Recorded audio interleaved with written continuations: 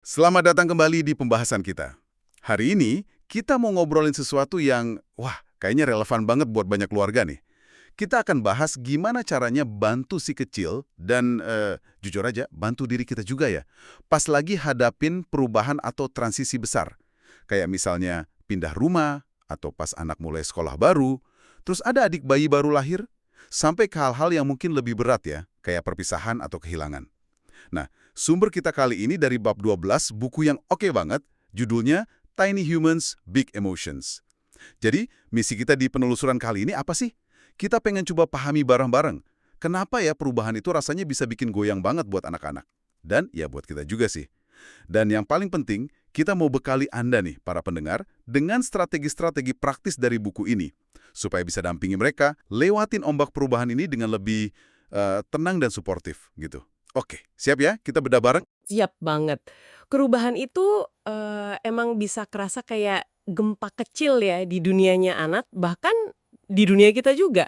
Kalau kita lihat dari sisi sistem saraf nih, otak anak dan otak kita juga sebenarnya itu secara alami nganggep perubahan kayak semacam alarm gitu. Oh, alarm. Maksudnya gimana tuh? Ya, karena perubahan itu kan seringnya bawa sesuatu yang nggak pasti, yang belum kita kenal.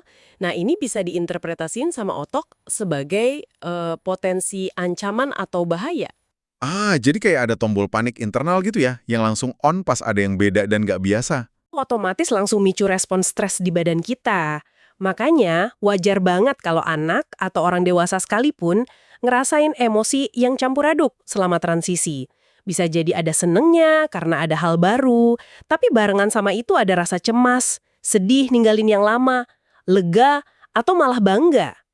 Buku ini tuh nekenin banget kalau perasaan campur aduk ini normal. Jadi buat Anda yang lagi ngalamin perubahan, terus rasanya kayak naik roller coaster emosi, itu manusiawi banget ya ternyata. Betul. Dan ada satu pesan penting banget nih menurut saya dari bab ini. Transisi itu bukan cuma sesuatu yang harus dilewatin aja atau bertahan hidup gitu. Buku ini ngajak kita lihatnya sebagai kesempatan emas loh. Kesempatan? Kesempatan buat apa tuh? Kesempatan buat ngelatih seni adaptasi.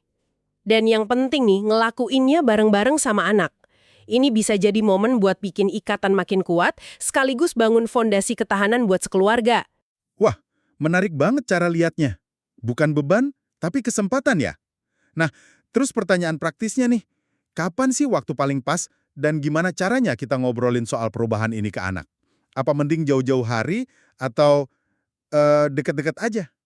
Nah, ini pertanyaan kunci ya. Dan jawabannya kayak banyak hal lain soal ngasuh anak, itu individual banget. Nggak ada satu rumus pasti. Kapan waktu yang pas itu tergantung banget sama usia dan temperamen si anak.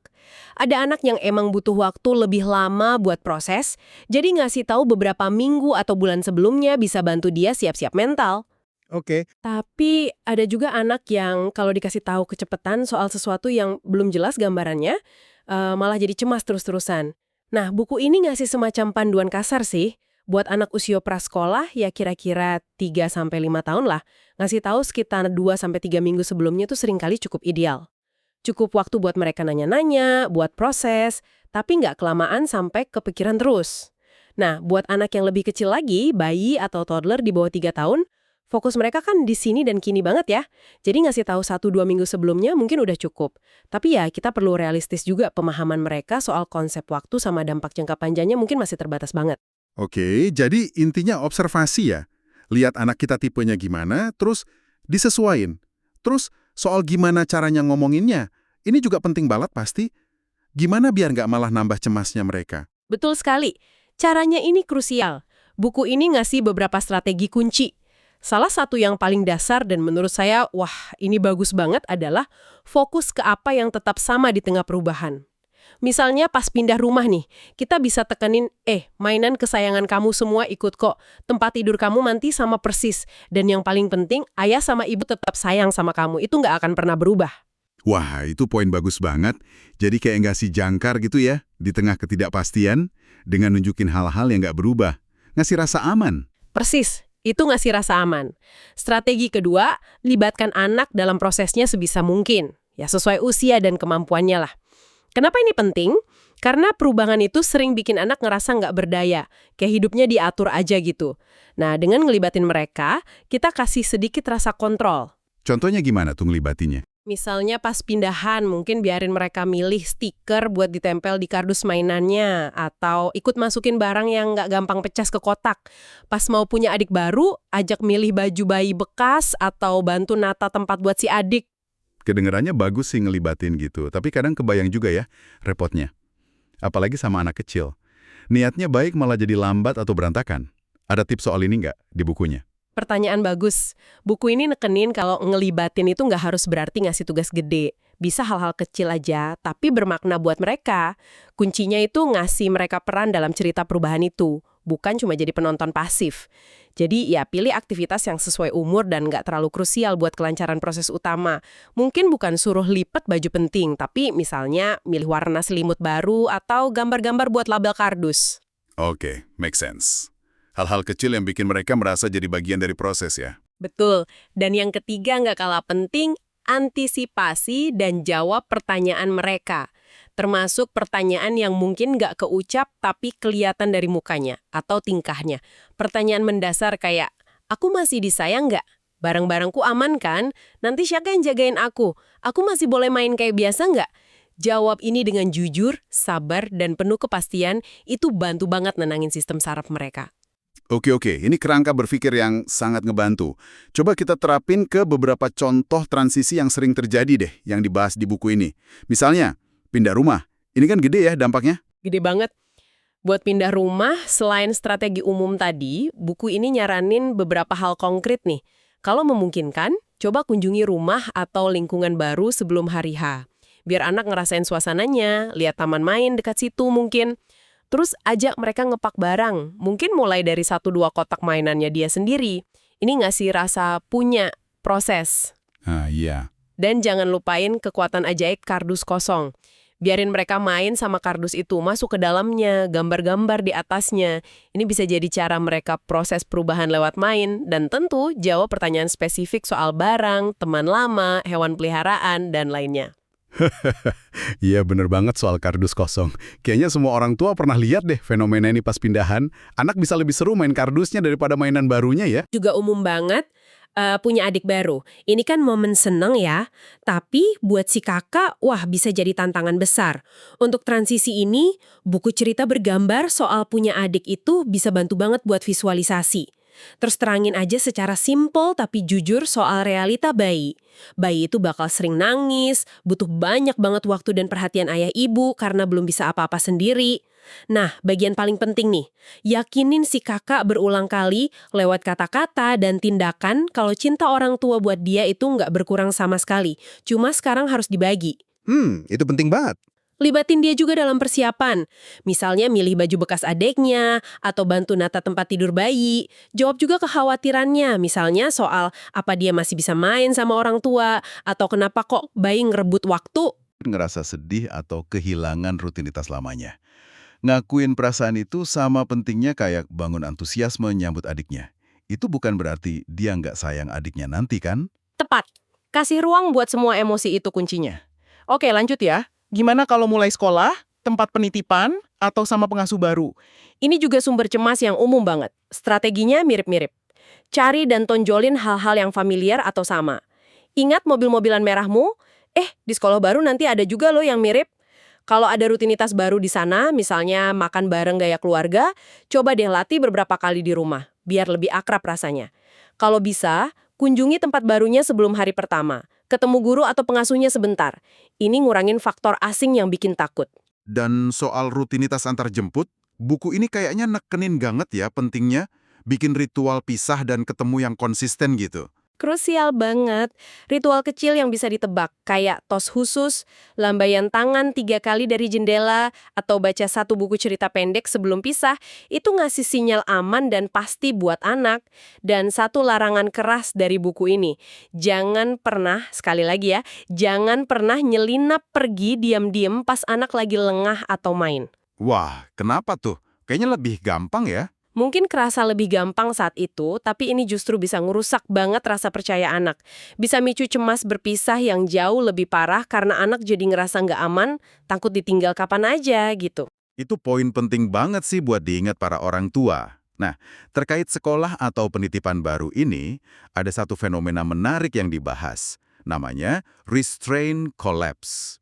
Istilah ini mungkin baru ya buat sebagian kita, tapi kayaknya relevan banget. Iya, restraint collapse ini salah satu wawasan penting dari buku ini yang bisa mencerahkan banget.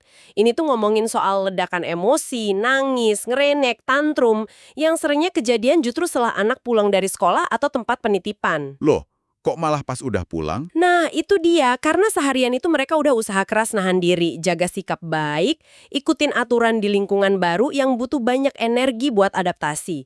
Begitu mereka sampai di tempat aman mereka, yaitu rumah sama orang tua, semua emosi dan stres yang tertahan itu akhirnya tumpah keluar. Wah, ini kayak ngebuka misteri ya. Jadi jelas kenapa anak yang di sekolah kelihatan anteng, begitu sampai rumah bisa meledak. Jadi itu bukan karena mereka nakal atau nggak suka sekolahnya. Seringkali bukan itu alasannya. Itu justru tanda kalau mereka ngerasa cukup aman di rumah buat ngelepasin semua tegangannya. Buku ini nawarin pendekatan 4P buat ngadepinnya. Pertama, periksa. Cek kebutuhan fisik dasar. Lapar, haus, capek, perlu ke toilet. Kedua, terhubung. Kasih waktu berkualitas sebentar tanpa gangguan gadget pas dia pulang. Mungkin cuma pelukan atau main ringan bareng. Ketiga, proses. Nanti pas anak udah lebih tenang, ajak ngobrol soal perasaannya atau apa yang terjadi di sekolah. Keempat, bermain. Biarin anak rileks dan proses pengalamannya lewat main bebas. Nggak usah diarahin. 4P, periksa, terhubung, proses, bermain. Wah, praktis banget kerangkanya. Buku ini juga nyinggung sedikit soal transisi lain, kayak perceraian. Penting banget nyebut kedua rumah itu rumah anak, bukan rumah ayah versus rumah ibu. Sama hadirnya pasangan baru buat orang tua, yang sebaiknya dilihat sebagai rangkaian transisi kecil gitu ya. Betul. Dan penting juga dibahas apa yang terjadi selama dan setelah masa transisi itu sendiri. Sangat-sangat wajar kalau kita lihat ada kemunduran perilaku di anak. Pola tidurnya mungkin jadi kacau lagi, nafsu makannya berubah, atau bahkan anak yang udah lulus toilet training tiba-tiba sering ngompol. Oh ya, jadi itu bukan langkah mundur permanen. Bukan, itu cara sistem saraf mereka bilang, "Hey, aku lagi stres nih dan butuh dukungan ekstra," gitu. Selain kemunduran, anak juga mungkin jadi lebih sering nguji batasan ya. Kayak ngetes gitu. Dengan semua yang berubah ini, aturan mainnya masih sama nggak sih? Tepat sekali. Nah, disinilah keseimbangan yang agak tricky tapi penting banget. Buku ini nyaranin, jaga konsistensi aturan dan batasan sebisa mungkin. Kenapa? Karena di tengah dunia yang rasanya berubah, aturan yang konsisten itu justru ngasih rasa aman dan prediktibilitas yang dibutuhin banget sama anak. Tapi, nah ini tapinya gede, barengi konsistensi itu dengan dukungan ekstra dan empati yang lebih besar. Maksudnya gimana tuh dukungan ekstra? Jadi ekspektasinya mungkin tetap sama, tapi cara kita bantu anak capai ekspektasi itu mungkin perlu lebih fleksibel untuk sementara waktu. Jadi contohnya, kalau anak tiba-tiba minta disuapin lagi, padahal udah bisa makan sendiri, itu nggak apa-apa sesekali kita bantu selama masa transisi ini, bukan berarti manjain. Bener, itu bukan manjain tapi lebih ke memenuhi kebutuhan emosionalnya akan rasa aman dan terhubung pas dia lagi ngerasa rapuh. Nanti pelan-pelan kita bisa balikin lagi kemandiriannya. Perlu diingat juga, reaksi anak terhadap transisi itu bisa telat munculnya. Mungkin ada fase bulan madu di awal, karena semuanya baru dan seru. Baru setelah beberapa minggu atau bulan, pas realitas perubahannya udah meresap, nah perilaku menantang bisa muncul. Oh, gitu ya. Di fase ini, rutinitas harian yang stabil dan bisa ditebak itu jadi jangkar yang kuat banget. Terus biasanya berapa lama sih masa transisi ini berlangsung sampai anak benar-benar adaptasi? Ada patokannya nggak?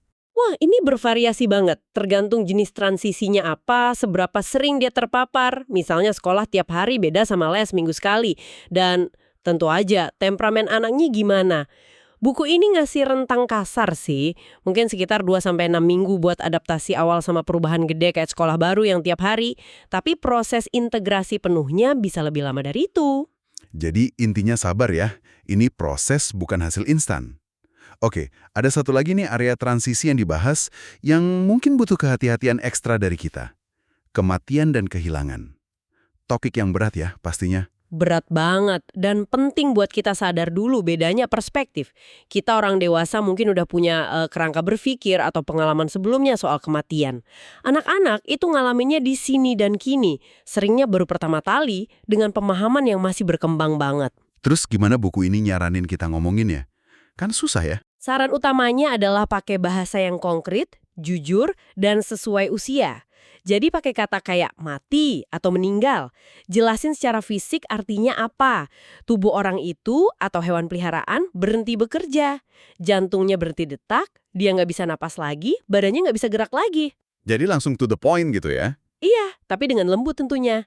Hindari pakai kiasan atau eufemisme kayak tidur panjang, pergi ke tempat yang jauh banget, atau jadi bintang di langit.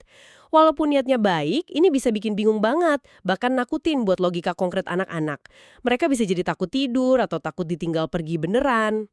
Oke, jadi kejujuran yang lembut. Terus gimana kita nanggepin pertanyaan-pertanyaan mereka yang mungkin sulit banget dijawab? Kunci lainnya adalah lebih banyak dengerin daripada ngomong. Biarin pertanyaan dan pemahaman anak yang jadi arah obrolan. Tugas kita bukan buat punya semua jawaban sempurna, tapi lebih ke nyiptain uang aman buat mereka nanya, ngungkapin bingung atau sedihnya, dan proses apa yang terjadi.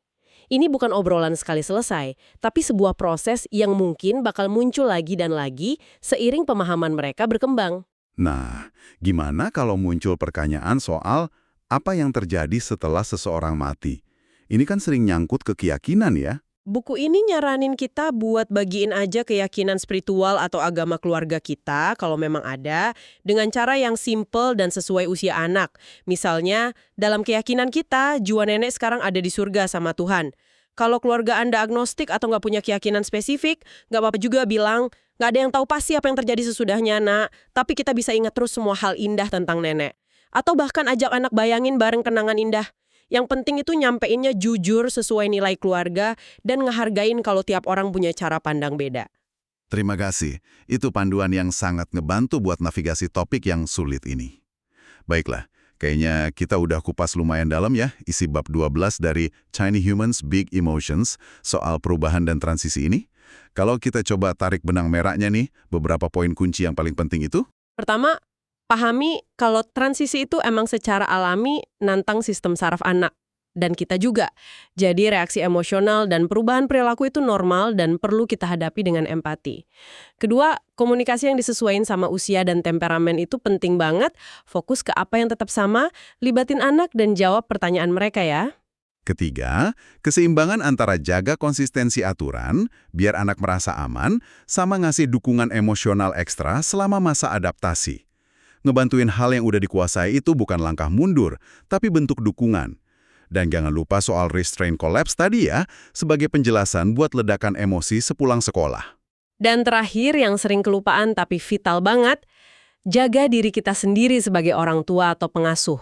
Ngelola stres dan emosi kita itu fondasi biar bisa dampingi anak lewatin masa sulit ini.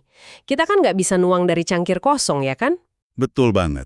Atau bakal dihadapi sama anak dalam hidup Anda, atau mungkin diri Anda sendiri. Dari semua strategi dan wawasan yang kita obrolin dari buku ini, mana yang paling klik atau ngasih perspektif baru buat Anda? Dan sebagai pemikiran penutup nih, ada satu gagasan yang menurut saya kuat banget dari buku ini. Gimana kalau kita lihat transisi itu bukan cuma sebagai rintangan yang harus dilewatin dengan susah payah, tapi sebagai sebuah kesempatan. Kesempatan unik buat secara sadar bangun ketahanan emosional, memperdalam hubungan kita sama anak, dan bareng-bareng ngelatih otot adaptasi kita ngadepin hidup yang emang penuh perubahan ini. Pertanyaannya buat Anda renungkan, langkah kecil apa, sekecil apapun, yang bisa Anda ambil hari ini buat mulai nyiapin atau dukung seorang anak, atau mungkin diri Anda sendiri, dalam ngadepin perubahan yang ada di depan mata. Terima kasih banyak sudah menyimak penelusuran mendalam kita kali ini yang sumbernya dari bab 12 buku Tiny Humans Big Emotions. Semoga ada manfaatnya ya, dan sampai jumpa di kesempatan berikutnya.